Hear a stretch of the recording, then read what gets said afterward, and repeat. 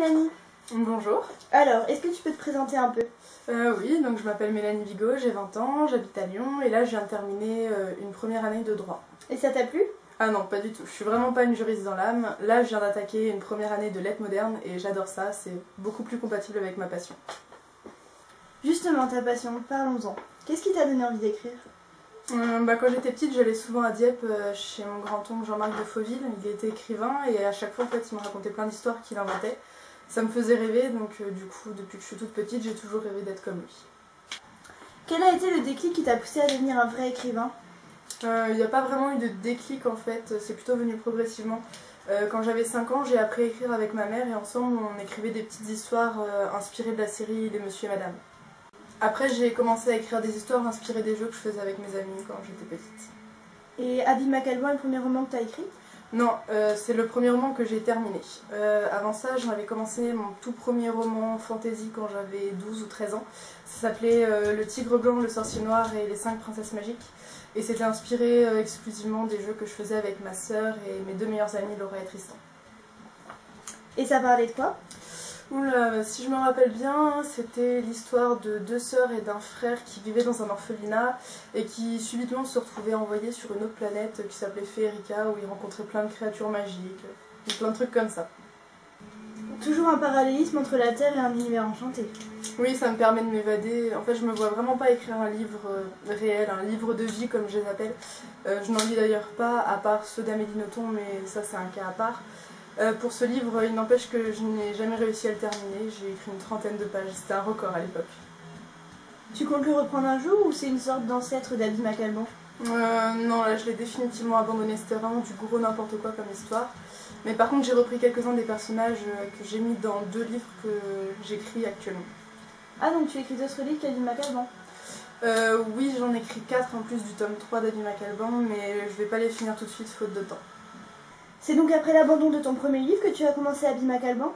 Toujours pas. Après ça, j'ai pas écrit pendant plusieurs années. Quand j'ai eu 15 ans, j'ai décidé d'écrire un livre qui s'inspirait des jeux que je faisais quand j'étais petite avec tous mes amis d'enfance à Belle-Île-en-Mer.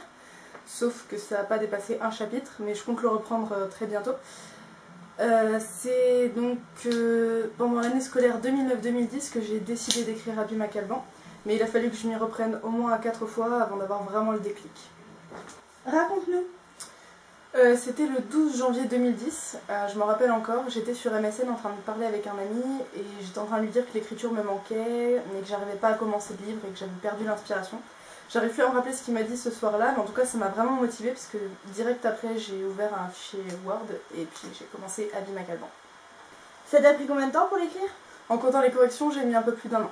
Eh ben, tu as prévu d'autres tomes je crois, tu parlais de ton tome 3 tout à l'heure. Oui, la série compte 6 tomes. 6? Oui, le tome 2 est déjà fini, j'attends la couverture et j'ai mis à peu près 1 an et demi à l'écrire. Le tome 3 a mis un peu plus de temps à sortir, mais là ça y est, je suis lancée, j'ai écrit à peu près 30 chapitres.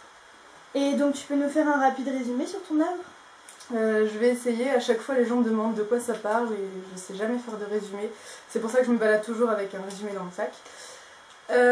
Donc je vais essayer de résumer. C'est l'histoire de Abby McAlban, une adolescente de 16 ans qui va découvrir que elle et son frère jumeau Maxwell sont des magiciens qui viennent d'un autre monde. Du coup, ils se retrouvent dans une école avec des adolescents comme eux, et là-bas ils vont rencontrer le professeur Howard, un très vieux magicien qui va donc leur expliquer leurs origines, les envoyer dans un autre monde qui s'appelle Terre Miniature, avec 3 autres adolescents, Blake, Faniel et Kurt. Là-bas, ils vont devoir diriger une armée pour combattre une bande de démons et de sorciers qui sont sous le commandement de Lord Angel, une espèce de dictateur assoiffé de sang.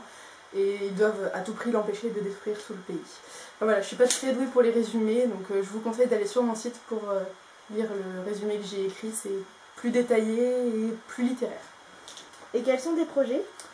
Déjà j'aimerais pouvoir me faire connaître, j'ai mis mon livre en vente dans des librairies et sur internet, pour le moment ça marche plutôt bien, j'ai vendu 100 livres. Après, je ne sais pas, j'aimerais éventuellement me faire éditer dans une vraie maison d'édition, je continue à leur envoyer, peut-être qu'un jour il y en aura un qui aura le coup de foudre, qui sait.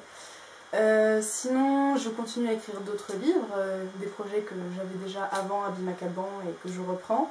J'ai aussi été contactée par une dame qui m'a demandé d'écrire un livre sur sa vie et peut-être qu'après elle le fera publier, donc je suis en train de l'écrire en ce moment. Après, je sais pas, peut-être que si j'ai le temps j'écrirai le scénario d'Abby McAlban et que je l'enverrai à un producteur, qui sait. Mais pour le moment j'aimerais surtout me faire connaître et surtout faire connaître Abby McAlban. Et pourquoi le prénom Abby? Pour NCIS évidemment.